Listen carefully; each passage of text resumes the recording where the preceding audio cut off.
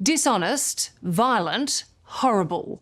A promiscuous swinger who lied to and cheated on multiple partners. Incredibly, that's how Sean Diddy Combs' own lawyers described the billionaire music mogul, currently facing serious trafficking charges in a New York court. Even more powerful. C'est le genre de nouvelle qui fait trembler tout un système. Ce moment où les projecteurs se braquent non plus sur le glamour, la musique ou les trophées, mais sur une vérité glaçante que beaucoup redoutaient. Personne ne s'y attendait, mais tout le monde en avait peur, Sean Diddy Combs est libre. Oui, libre, malgré les montagnes de témoignages, les heures de procès et les accusations qui, mises bout à bout, dessinent le portrait d'un homme que certains n'hésitent plus à qualifier de prédateur. Le monde entier s'interroge, comment un homme accusé d'actes aussi sordides, aussi répétés, aussi organisés, peut-il simplement franchir les portes d'un tribunal comme s'il sortait d'une réunion d'affaires? Une amende, un sourire et une promesse suspendue de justice, voilà tout ce qu'il reste d'un procès que tant espérait voir faire date. Sinon tension, les réactions ne se sont pas fait attendre. Partout, dans les rues, sur les réseaux sociaux, dans les coulisses de l'industrie, c'est une onde de choc. Les victimes sont anéanties.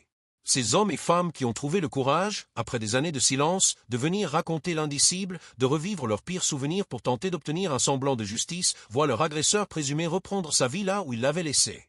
J'ai tout risqué pour parler. Il est libre. Et moi, je suis brisé. Voilà le cri silencieux qui traverse les témoignages post-procès, ceux que les caméras ne montrent pas.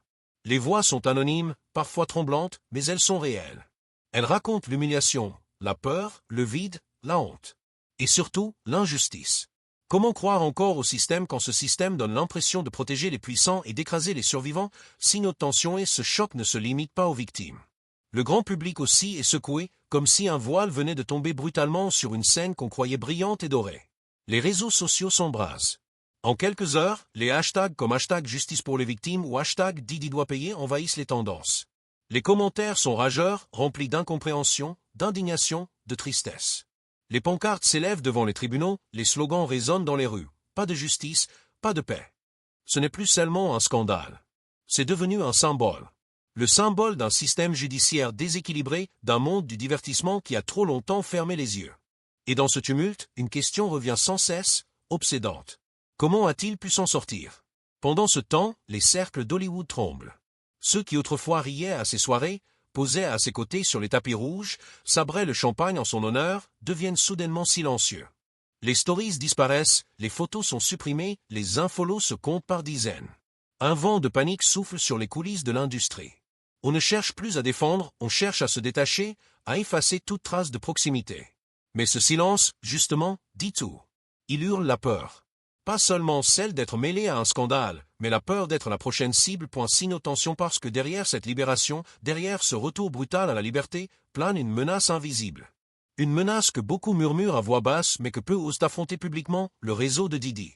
Un système parallèle, une toile d'influence tissée au fil des années, capable selon certains insiders d'écraser des carrières, de faire disparaître des preuves, de faire taire ceux qui parlent trop. Des assistantes, des collaborateurs, même des artistes connus affirment en privé avoir subi des pressions, des menaces voilées, des coïncidences troublantes après avoir pris leur distance. L'un d'eux confie anonymement. Je ne sais pas comment, mais il bouge déjà. Comme s'il n'était jamais parti. Ce genre de phrase glace le sang. On ne parle plus ici d'un simple artiste ou producteur. On parle d'un homme qui aurait mis en place un système de contrôle, de fidélité et de silence, au cœur même d'une industrie déjà réputée pour sa culture du secret. Et maintenant qu'il est libre, une nouvelle peur s'installe. Que va-t-il faire? Qui va-t-il viser? Et surtout, jusqu'où est-il prêt à aller pour se protéger? Si notre tension, les spéculations vont bon train. Certains évoquent même l'existence d'un accord secret, négocié dans l'ombre. Plusieurs sources proches du dossier laissent entendre que cette libération anticipée ne serait pas seulement le fruit d'une bonne défense, mais d'un échange. Une monnaie d'information, peut-être? Des noms, des secrets, des dossiers sensibles? Un ancien manager de tournée a lâché une phrase qui résonne comme une bombe. Il n'est pas sorti les mains vides. Il a donné quelque chose. La vraie question, c'est quoi? Et sur qui? À Hollywood, cette hypothèse provoque une vague de paranoïa.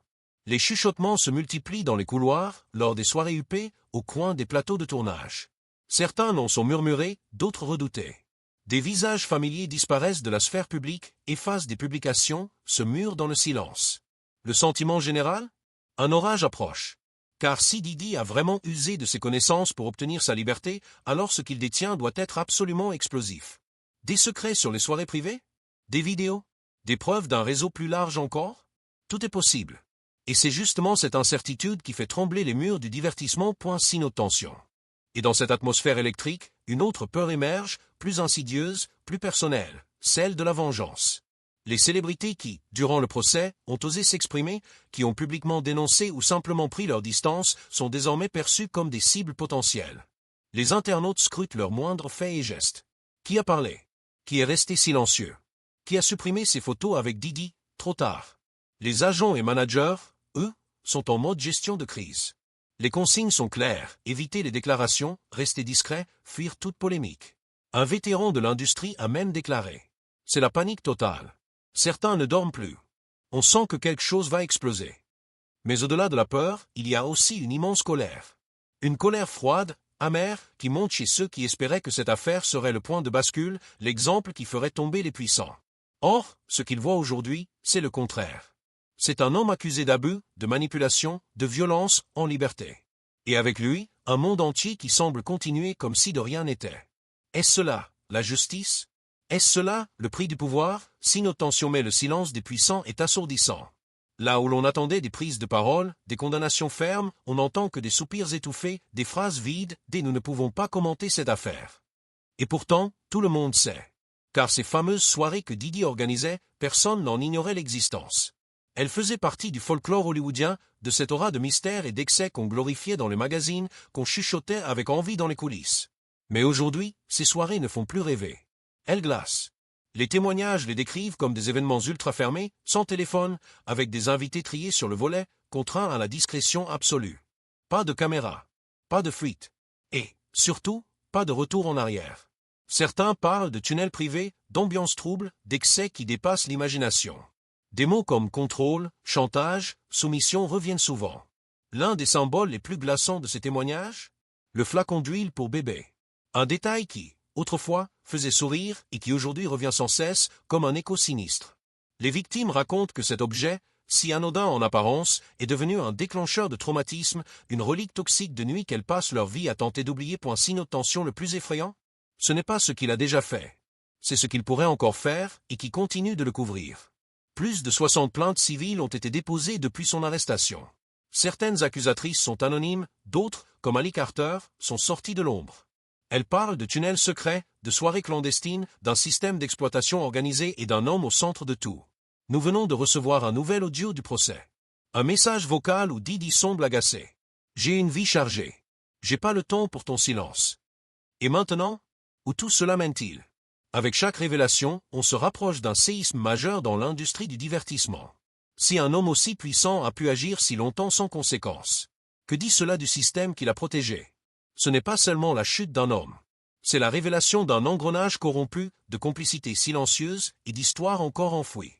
Parce que si Didi peut marcher libre, qui sera le prochain?